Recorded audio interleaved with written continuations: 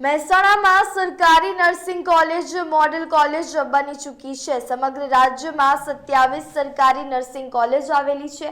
Mehsana nursing કોલેજમાં હવે smart board ઉપર શિક્ષણ આપવામાં આવશે। વિદ્યાર્થીઓને પરંપરાગત રીતે બ્લેકબોર્ડને બદલે સ્માર્ટ બોર્ડથી શિક્ષણ આપવામાં આવશે। સમગ્ર રાજ્યમાં મહેસાણા સરકારી નર્સિંગ કોલેજમાં પ્રથમ પાયલોટ પ્રોજેક્ટ લોન્ચ કરવામાં આવ્યો છે।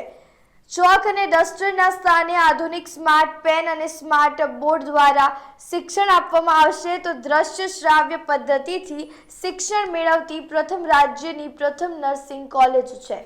અમારી પાસે 40 વિદ્યાર્થીઓની એક બેચ એવી 3 બેચ છે અને અમારા વિદ્યાર્થીઓ ખૂબ જ હોશિયાર છે।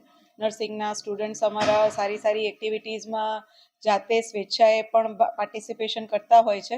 રિસન્ટલી છેલ્લા 6 મહિનામાં એમની એક્ટિવિટીઝમાંથી ગુડ એન્ડ રેપ્લિકેબલ ઇનોવેટિવ પ્રેક્ટિસીસમાં એમની 2 પ્રેક્ટિસીસ પણ સિલેક્ટ થયેલી છે અને એમાં અમે પોસ્ટર પ્રેઝન્ટેશન પણ કર્યું છે અને એ લોકોનો ઉત્સાહ અને એ લોકોની લગન જોઈને મને એવું લાગ્યું કે અત્યારના અદ્યતન જમાનામાં કોમ્પિટિશન અને અદ્યતન સુવિધાઓ જો આપણને મળતી હોય તો એનો લાભ આપણે આપણા વિદ્યાર્થીઓને આપવો જોઈએ।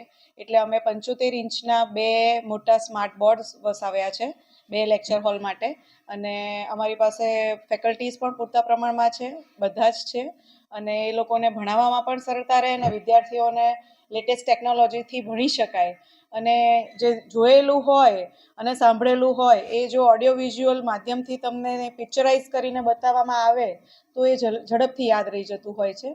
એટલે આ બધા હેતુઓને પૂરા પાડવા માટે અને લેટેસ્ટ ટેકનોલોજી અત્યારે જ્યારે અવેલેબલ છે ત્યારે એની સાથે પણ કદમ મિલાવવા માટે અમે અમારા વિદ્યાર્થીઓ માટે આ પહેલ કરી છે। અભ્યાસ કરું છું અને સેકન્ડ યરમાં અભ્યાસ કરું છું। આ મારો ક્લાસરૂમ છે અને જ્યારથી અમારા ક્લાસરૂમની અંદર સ્માર્ટ બોર્ડ લગાવવામાં આવ્યા છે અને સ્માર્ટ બોર્ડ થ્રુ અમને એજ્યુકેશન પ્રોવાઈડ કરવામાં આવે છે અને સ્માર્ટ બોર્ડની અંદર અમારા ટીચર્સો દ્વારા અમને કેટલાક પિક્ચર્સ હોય, ડાયાગ્રામ હોય અથવા તો સ્ટડી રિલેટેડ કેટલાક વિડીયો બતાવવામાં આવે છે અને અમને ભણાવવામાં આવે છે। સ્માર્ટ બોર્ડની સ્ક્રીન મોટી હોવાને કારણે અમે ઇન્ટરેસ્ટિંગલી તેમાં ભણી શકીએ છીએ અને સારી રીતે સમજી શકીએ છીએ અને કોઈ અમારે જો પ્રેઝન્ટેશન પરફોર્મ કરવું હોય તો પણ અમે સ્માર્ટ બોર્ડ થ્રુ તે પરફોર્મ કરી શકીએ છીએ અને અમને કંઈ સમજણ ના પડે ભણવામાં તો અમારા જે ટીચર્સ હોય ફરીથી રિપીટ કરીને સ્માર્ટ બોર્ડની અંદર તે ફરીથી બતાવી શકે છે તે ટોપિક વિશે અને જેથી અમે ફરીથી તેને સારી રીતે સમજી શકીએ છીએ। તેથી જ હું સિવિલ સર્જન ડૉક્ટર ગોપી મેડમ,